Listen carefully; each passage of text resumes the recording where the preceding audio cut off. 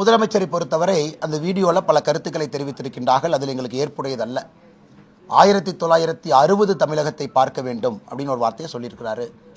அதே போல் பாரத பிரதமர் நரேந்திர மோடி அவர்களுக்கு கடைசி எச்சரிக்கை அப்படின்னு ஒரு வார்த்தையை சொல்லியிருக்கிறார். ஒரு அரசியலமைப்பு சட்டத்தின் மீது உறுதிமொழி எடுத்து பதவியில் அமர்ந்திருக்கக்கூடிய முதலமைச்சர் பேசுகின்ற வார்த்தையை தமிழக மக்கள் பார்த்து கொண்டிருக்கின்றார்கள்.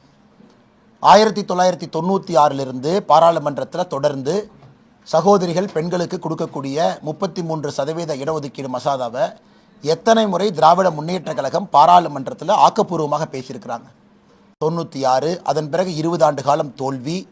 அதன் பிறகு 2010 ராஜ்யசபாவில் பாஸ் பண்ணாங்க, லோக்சபாவில் பாஸ் பண்ணல. திமுகவுடைய கூட்டணி கட்சியினுடைய தலைவர்கள், இந்திய அரசியலுடைய முக்கியமான தலைவர்கள் பெண்களுக்கு நாங்கள் இருக்கும் வரை இடஒதுக்கீடு கொடுக்க மாட்டோம் என்று சொன்ன பாராளுமன்றம். அதன் பிறகு 2023 செப்டம்பரில் நம்முடைய பாரத பிரதமர் நரேந்திர மோடி அவர்கள் முயற்சி எடுத்து முன்னெடுத்து இந்தியாவுடைய அரசியல் தலைவர்கள் எல்லோரும் சேர்ந்து யுனானிமஸாக எதிர்க்கட்சி நண்பர்களும் இணைந்து இடஒதுக்கீடு மசோதாவை பாராளுமன்றத்தில் நாம் அதை கொண்டு வந்து வெற்றிகரமாக அதை பாஸ் செஞ்சுருக்கிறோம். அது மட்டும் இல்லை, அன்னைக்கு எதிர்க்கட்சி நண்பர்கள் காங்கிரஸ் உட்பட இதை உடனடியாக அமலுக்கு கொண்டு வரணும் அன்னைக்கே கேட்டாங்க. எப்போ கேட்டாங்க? 2023 ஆகஸ்டில். நீங்கள் சொல்லுங்கள், 2024 மார்ச்சில் எலெக்ஷன் அனௌன்ஸ் பண்ணுறாங்க. அதன் பிறகு எலெக்ஷன் நடக்குது. அதன் பிறகு மத்திய அரசு, அங்கே இருக்கக்கூடிய தேர்தல் ஆணையம் எல்லோருமே சொன்னார்கள் 2024 செயல்படுத்துவதற்கு வாய்ப்பே இல்லை. அன்னைக்கே நாம் சொன்னோம் மிக விரைவில் செயல்படுத்த போகிறோம். சட்டத்தை நாம் உறுதி செய்த பிறகு இன்னைக்கு ஏப்ரல் 16, 17, 18 சிறப்பு அமர்வு பாராளுமன்றத்தில் மத்திய அரசு கூட்டியிருக்கின்றார்கள். தமிழகத்தினுடைய எம்பிக்கள் கூட அதில் போய் பங்கேற்க வேண்டும். இன்னைக்கு ஒரு கட்சியுமே சீஃப் கூப்பிட்டு இன்ஸ்ட்ரக்ஷன் கொடுத்துருக்கிறாங்க. இந்த கான்டெக்ட் எதுக்கு நான் சொல்றேன்னா, நம்ம தமிழகத்தினுடைய சொந்தங்கள் இதை புரிந்து கொள்ள வேண்டும்.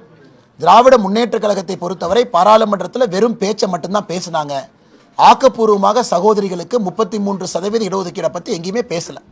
இன்னைக்கு நான் முதலமைச்சர்கிட்ட கேட்குறேன், எனக்கு இந்தியாவில் மக்கள் தொகை அடிப்படையில் இடஒதுக்கீடு நம்ம கொண்டு வர்றோம். இதே 543 பாராளுமன்றத்தில் இருக்கக்கூடிய எம்பிக்களை 2026 ப்ரொஜெக்டட் பாப்புலேஷன், அதாவது பாப்புலேஷனை ப்ரொஜெக்ட் பண்ணுறேன்னா சென்சஸ் நம்பர் நம்ம கையில் இல்லை, ப்ரொஜெக்டட் பாப்புலேஷனை கொண்டு போனால் தமிழ்நாட்டினுடைய எம்பிக்களுடைய எண்ணிக்கை 39 31 வந்துடும், 8 குறைஞ்சிரும். அதே போல கேரளா 20 12 வந்துடும். இன்னைக்கு மக்கள் தொகை அடிப்படையில். ஆனால் நம்முடைய மத்திய அரசு மக்கள் தொகை அடிப்படையில் பண்ணல என்பதை முதலாக இவர் உணர்ந்து கொள்ள வேண்டும். தமிழகத்தினுடைய முதலமைச்சர் பொய் சொல்வதை வழக்கமாக வச்சிருக்கிறார். மக்கள் தொகை அடிப்படையில் நாம் இதை செய்யவில்லை என்பதை முதலமைச்சர் அவர்கள் உணர்ந்து கொள்ள வேண்டும்.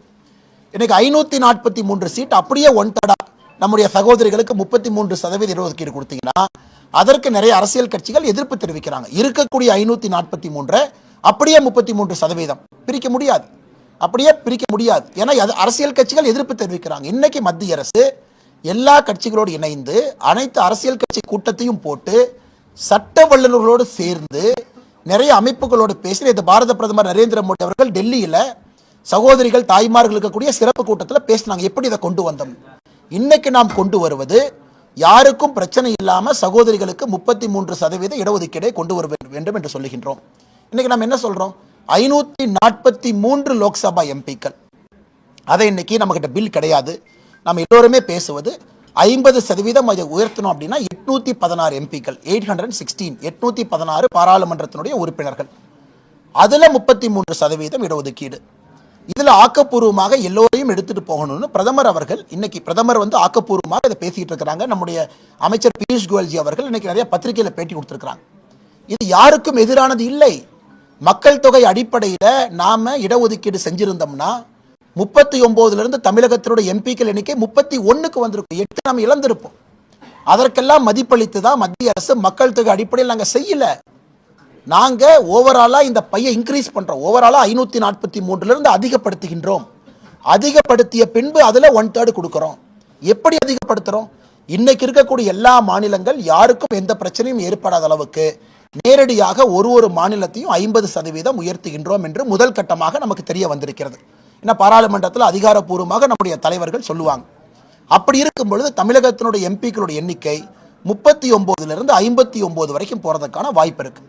கேரளா 20 30 வரை போறதுக்கான வாய்ப்பு இருக்கு. ஸோ மக்கள் தொகை அடிப்படையில் செய்யாம எல்லோரையும் ஒரு மனதோடு ஒரு நேர்கோட்டு பாதையிலே மத்திய அரசு எடுத்து செல்ல வேண்டும் என்று நினைக்கும் பொழுது எதற்காக பொய்யை பேசி மக்களிடம் அச்சத்தையும் பயத்தையும் முதலமைச்சர் கிரியேட் பண்றாரு? அது மட்டும் இல்ல, 1960 தமிழ்நாடு பார்க்கும். திமுகவுடைய குடும்பத்திலிருந்து யாராவது தீக்குளிச்சாங்களா? 1960 திமுகவுடைய குடும்பத்திலிருந்து யாரும் தீக்குளிக்கல. அப்பாவி தொண்டர்களை கொண்டு வந்து தீக்குளிக்க வச்சுட்டு வருஷத்துக்கு ஒருக்கா அவங்களுக்கு போய் மாலை போடுறதை மட்டுமே திராவிட முன்னேற்ற கழகம் ஒரு கொள்கையாக, ஒரு ஏமாற்று வேலையாக செய்து கொண்டிருக்கின்றார்கள். ஆனால் முதலமைச்சர் தமிழக மக்களை, பாரத பிரதமர் நரேந்திர மோடி அவர்களை அச்சுறுத்தக்கூடிய அந்த விஷயத்தை உடனடியாக அவர் நிறுத்தணும். இதெல்லாம் முதலமைச்சருக்கு தேவையில்லாத வேலை. ஆக்கப்பூர்வமா யோசனை இருக்கா சொல்லுங்க. சோனியா காந்தி அவர்கள் என்ன யோசனை சொன்னாங்க? பாராளுமன்றத்தில் நீங்கள் கொண்டு வந்த முறை தவறு. அவங்க யோசனை சொல்லிட்டு போங்க, பரவாயில்ல. அரசியல் கட்சிக்கு யோசனை சொல்வதற்கு முழு தகுதி இருக்கு. ஏன் ஏப்ரல் 16 கொண்டு வர்றீங்க? இன்னொரு மாசம் கொண்டு வாங்க. இன்னொரு அரசியல் கட்சி சொல்றாங்க. ஆந்திரா தெலங்கானாவுடைய முதலமைச்சர் ரேவந்த் ரெட்டி காலைல சொல்லியிருக்கிறாங்க, 50% உயர்வு என்பது புரோரேட்டா கொண்டு வாங்க, 50% மாநிலத்தினுடைய வளர்ச்சி அடிப்படையில் கொண்டு வாங்க. அது ஒரு யோசனை. இன்னொரு கட்சி நீங்க ஒரு யோசனை சொல்லுங்க. எல்லோரும் யோசனை செய்த பிறகு எந்த மாநிலத்துக்கும் பிரச்சனை இல்லாத அளவுக்கு இதை உயர்த்தணும். அதுல சகோதரிகளுக்கு 33% இடஒதுக்கீடு கொடுக்கணும். முதலமைச்சர் புரிந்து கொள்ள வேண்டும். ஒரு கனிமொழி கருணாநிதி அங்க உட்கார்ந்து இருந்தாங்கன்னா பெண்களுக்கான ரிசர்வேஷன் வரப்போறது கிடையாது. உங்களுடைய தங்கச்சி அதே போல தமிழச்சி தங்கப்பாண்டியன் உட்கார்ந்து இருந்தா ரிசர்வேஷன் வரப்போறது கிடையாது. தமிழகத்தில் குடும்பமாக தங்கப்பாண்டியன், அவருக்கு பிறகு அவருடைய மகள் தமிழச்சி தங்கப்பாண்டியன் உட்கார்ந்து இருக்கிறாங்க.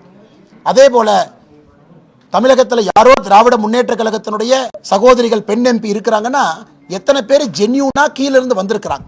இன்னைக்கு பாரத பிரதமருடைய முயற்சி என்பது முதல் தலைமுறை எந்த பொலிட்டிக்கல் பேக்கிங் இல்லாம, அரசியல் பேக்கிங் இல்லாம, குடும்ப பேக்கிங் இல்லாம நேரடியாக அரசியலுக்கு வந்து சாதிக்க வேண்டும் என்று பிரதமர் நினைக்கின்றாங்க.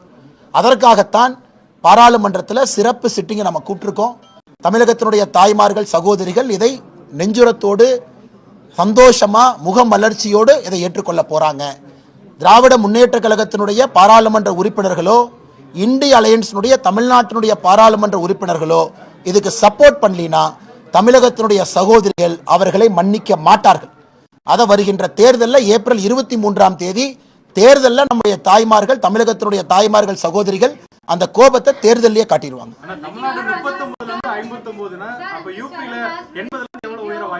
அண்ணே, நான் சொல்வது மத்திய அரசு அதிகாரப்பூர்வமாக உங்களுக்கு அறிவிப்பாங்க. ஏப்ரல் 16 அந்த பில்லை பைலட் பண்ணும்போது உங்களுக்கு தெரியும். இன்னைக்கு எல்லோரும் பேசுவது ப்ரொபோர்ஷனட்டா 50% உயர்த்தலாம். பெட்டர் ஐடியாஸ் இருந்தா முதலமைச்சர் ஐடியா போய் கொடுக்கட்டுமே. சும்மா 5 மாநில முதலமைச்சரை கூப்பிட்டு ஒரு மீட்டிங் போட்டு 2 டீ சாப்பிட்டுட்டு வேண்டாம் சரி வேண்டாம் ஃபார்முலா சொல்லுங்க. பாப்புலேஷன் வேண்டாம் நாங்களும் சொல்றோம். தமிழ்நாடு பாரதிய ஜனதா கட்சியும் மக்கள் தொகை அடிப்படையில் வேண்டாம் தான் நாங்களும் வலியுறுத்துறோம். இது எப்படி பண்ணலாம்? ப்ரோரேட்டா பண்ணலாமா? இல்ல எல்லாத்துக்கும் 50% உயர்த்தலாமா? எப்படி பண்ணலாம் சொல்லுங்க. எதுவுமே இல்லாம சும்மா உட்காந்து பேசுறீங்க. இன்னைக்கு இத்தனை கட்சிகள் நீங்க எல்லாம் சொல்லியிருக்கிறீங்க, கான்ஸ்டிடியூஷனல் எக்ஸ்பர்ட் சொல்லியிருக்கிறாங்க. அதையெல்லாம் வைத்து மத்திய அரசு யாருக்கும் பாதகம் இல்லாம அடுத்து எந்த தொகுதியை சகோதரிகள் கொடுப்பது? 1/3.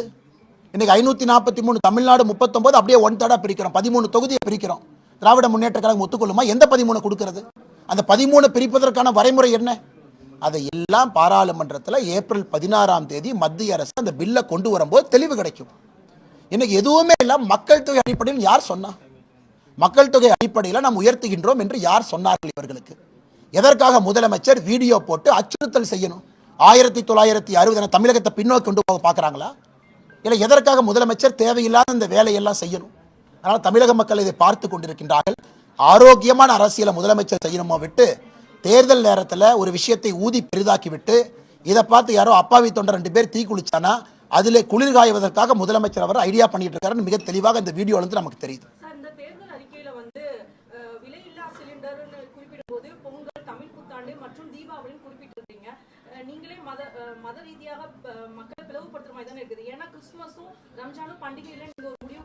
இல்லைங்க மேடம், கிறிஸ்துமஸும் ரம்ஜானும் முக்கியமான பண்டிகைகள் தான். அப்படி நோக்கம் கிடையாது. நம்மை பொறுத்தவரை எல்லா தரப்பட்ட மக்களுக்குமே 3 வரணும். இப்போ தீபாவளி பண்டிகையும் பொழுது எல்லோருத்துக்குமே கிடைக்கும். காரணம், நம்ம தீபாவளி, கிறிஸ்துமஸ், ரம்ஜான் எல்லாத்தையுமே நம்ம சேர்த்துட்டு போனால் 5ஆ மாறிவிடும்.